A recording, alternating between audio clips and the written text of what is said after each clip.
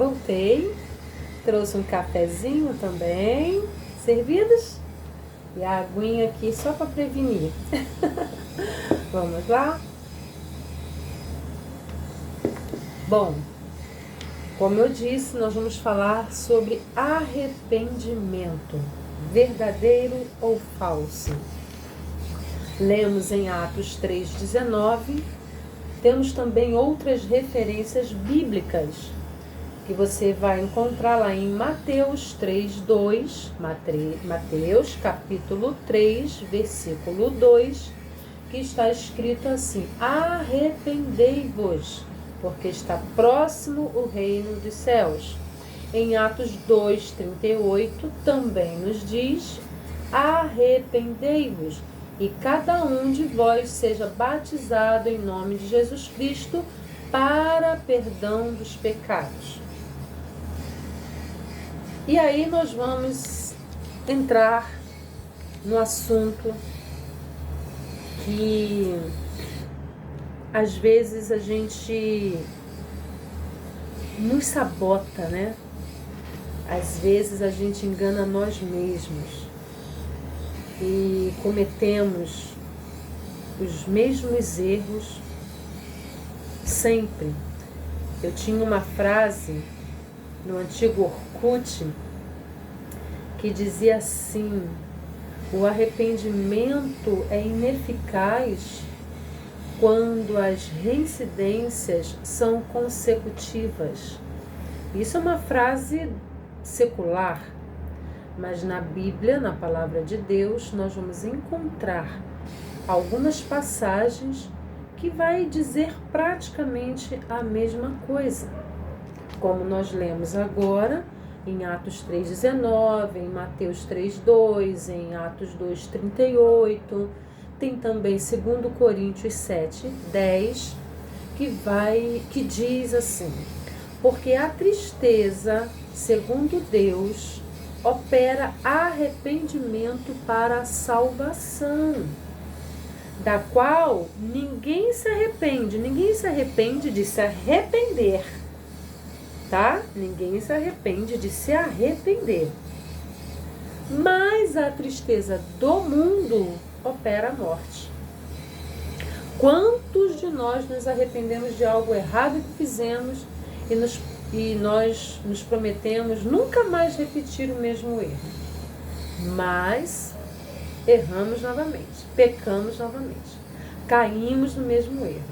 E lá vamos nós pedir perdão novamente. Mas será que foi arrependimento verdadeiro ou foi remorso? E o remorso não transforma comportamento. Algumas vezes, quando sofremos ou colhemos frutos ruins do nosso pecado, de imediato vem o sentimento de remorso e não de verdadeiro arrependimento. Eu vou trazer para você um exemplo bíblico de remorso, não de arrependimento. A história de Judas Iscariotes, que se sentiu culpado, um sentimento de remorso, ao ver o resultado de sua traição. Tentou devolver o dinheiro, mas acabou se enforcando. Todos conhecem histórias de Judas, né? Ele traiu Jesus. Ele traiu Jesus por algumas moedas, né? Então foi lá, deu aquele beijinho, as pessoas falam, o beijo da traição e tal, né? E aí ele se arrependeu do que ele fez. Mas ele foi lá e se enforcou. Agora eu vou trazer para você um exemplo de verdadeiro arrependimento. O de Pedro. Quando Pedro nega Jesus 3 vezes, ele chorou amargamente. Um choro, né? Que as Escrituras descrevem como arrependimento verdadeiro. Diferente do de Judas, Pedro não se desesperou. Ele se arrependeu profundamente, buscou a Deus e foi posteriormente restaurado por Jesus. A diferença fundamental entre os dois é que o remorso de Judas não levou a uma transformação, mas sim a um fim destrutivo. Já o arrependimento de Pedro resultou em uma mudança de coração e conduta, levando à sua restauração. Arrependimento não é dizer, me perdoa, é dizer, eu vou mudar, eu mudo. E é mudar mesmo. Às vezes, melhor nem falar. O melhor testemunho, convencimento de que você de fato mudou, se arrependeu, é você deixar de fazer ou de praticar o erro. Deixar de mentir, deixar de enganar, largar um vício, abandonar um vício, seja lá qual for. Normalmente destacamos aqui um vício de drogas, de álcool, enfim, tantos outros, mas temos muitos vícios de jogar, o hábito de mentir, como já falamos, de enganar. Uma das coisas ruins também é dizer que somos alguma coisa ou que fazemos alguma coisa e de fato não somos aquilo e não fazemos o que falamos. Deixar de trair o cônjuge, trair o amigo em quem confia em você, trair a Deus, trair a si próprio. Então, por isso que eu falei que muitas vezes a gente se sabota. E o que é sabotar? Eu escrevi aqui, é aquela pessoa que mente para si mesmo, engana a si mesmo, sabe? Então, isso é muito ruim. Não tem pessoas que às vezes falam tantas vezes uma mentira que ela acha que aquilo se tornou uma verdade?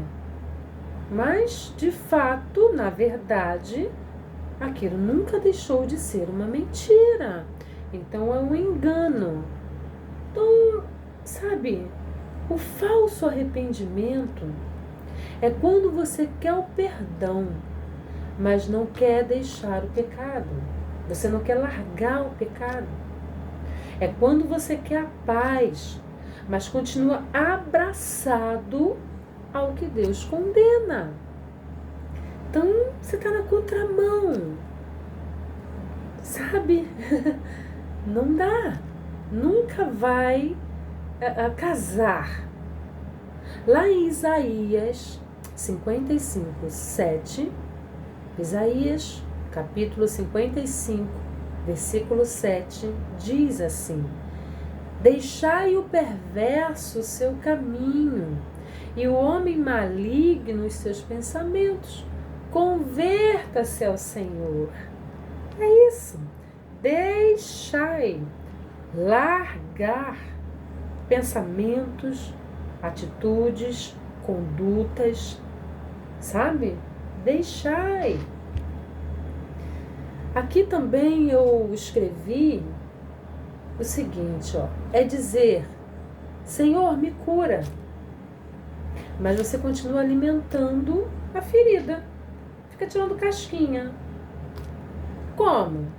Repetindo os erros, com os maus hábitos, com maus comportamentos, com pensamentos destrutivos e que muitas vezes, na maioria das vezes, entristece o coração de Deus.